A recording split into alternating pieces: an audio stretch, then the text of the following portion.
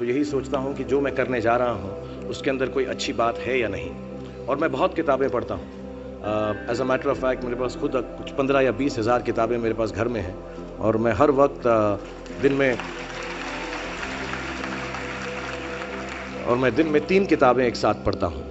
एक मैं अपनी गाड़ी में पढ़ता हूँ जब काम पर जा रहा होता हूँ, एक मैं सोने से पहले पढ़ता हूँ, और एक, आप ज़्यादा ना हंसे तो बताऊँ, बाथरूम में पढ़ता हूँ।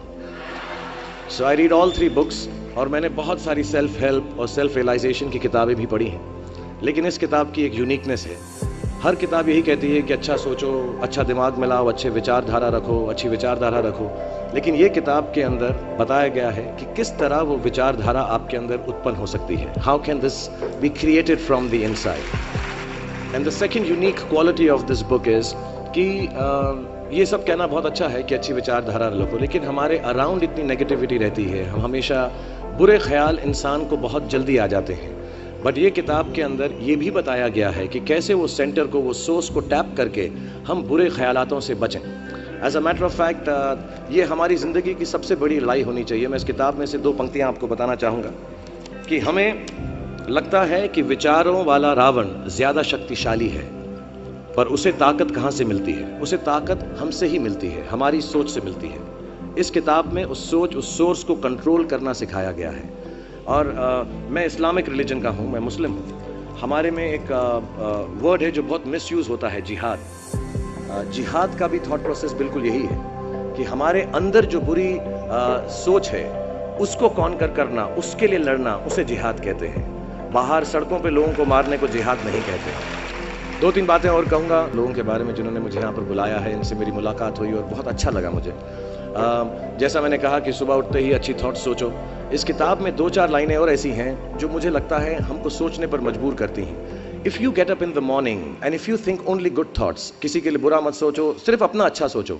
मैं बड़ा सेल्फिश आदमी हूँ और मैं बिलीव करता हूँ कि अगर दूसरों का सोचने का मौका ना मिले, अपने लिए भी सिर्फ अच्छी बात सोचो। ये मत सोचो कि दूसरा हार जाए, ये सोचो कि मैं कैसे जीतूं। It's only a way that you can turn around the same thought, because as this book says, विश्व में किसी भी चीज के भौतिक निर्माण से पहले उसका विचारों में निर्माण होता है, which is true. I believe all things created in this world are created by our own thoughts. जो विचार होश और जोश में किए जाते हैं वे ही हकीकत को बदलते हैं। दुनिया वैसी नहीं है जैसा आप सोचते हो, दुनिया वैसी है जैसे आप हो। सो जो भी आपको कभी कभार दिल में आता है कि ये इंसान में से अच्छाई नहीं कर रहा है, ये घटिया है, ये बुरा है, ये जो सिचुएशन है अच्छी नहीं है, as a matter of fact अगर आप अपना नजरिया बदल के रात को सोने से पहले उसी आदमी के बारे में उसके पॉइंट ऑफ व्यू से देखें, उसी सिचुएशन को एकदम नेगेटिविटी के बिना देखें, तो आपको मालूम पड़ेगा कि सिचुएशन इतनी बुरी नहीं है। आपके अराउंड जो लोग हैं, दोस्त हैं या दुश्मन जिन्हें आप समझते हैं, वो एक्चुअली दुश्मन नहीं हैं। So it is the way you think of the world, that is how the world will look to you, is the most important aspect of this book. मुझे अपनी भी मुझसे पूछा इन्होंने सवाल, मैंने पूरा जवाब नहीं दिया कि मैं जब छोटा था तो कैसा सोचता था। मैं सोचता था कि इतना बड़ा स्टार बन जाऊंगा। आई रिमेंबर मैंने टीवी में एक सीरियल किया था, आप लोग शायद बहुत सारे यहाँ पे छोटे इन्होंने देखा नहीं होगा, एक फौजी सीरियल किया था मैंने। एंड पहली बार जब मैं सड़क में जा रहा था तो मैंने देखा 2 औरतें 3 व्हीलर में हैं, और सडनली उन्होंने मुझको देखा। मेरा नाम उस सीरियल में अभिमन्यु राय था, फौजी में। और सडनली उन्होंने मुझे देखा और मैंने नोट किया कि उनके मुंह पे इतनी बड़ी मुस्कान आ गई है मुझे देखते ही कि हाय शाहरुख शाहरुख, ऐसा करके वो चिल्लाने लगे।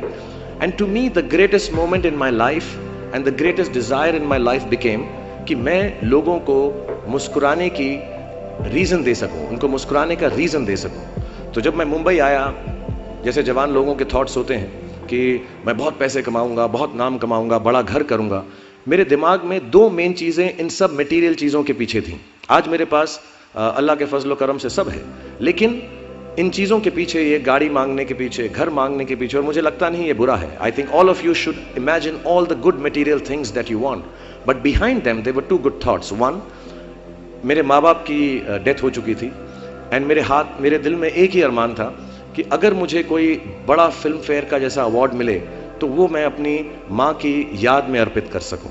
तो my main dream was that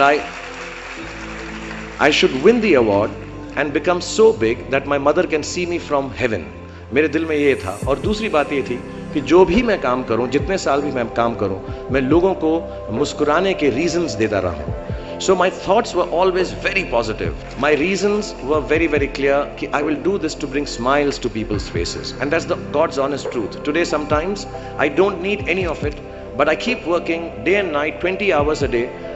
मेरे बेटे का जन्मदिन था परसों और उसने कहा आप मेरे साथ नहीं हो। नहीं, मैंने कहा मैं काम पे जाऊंगा, बिकॉज लोगों की मुस्कुराहट मेरे लिए सबसे ज़्यादा अहम है। So if you have a good reason, if you have a good reason, all your thoughts and beliefs and everything that you want in this material world will come through.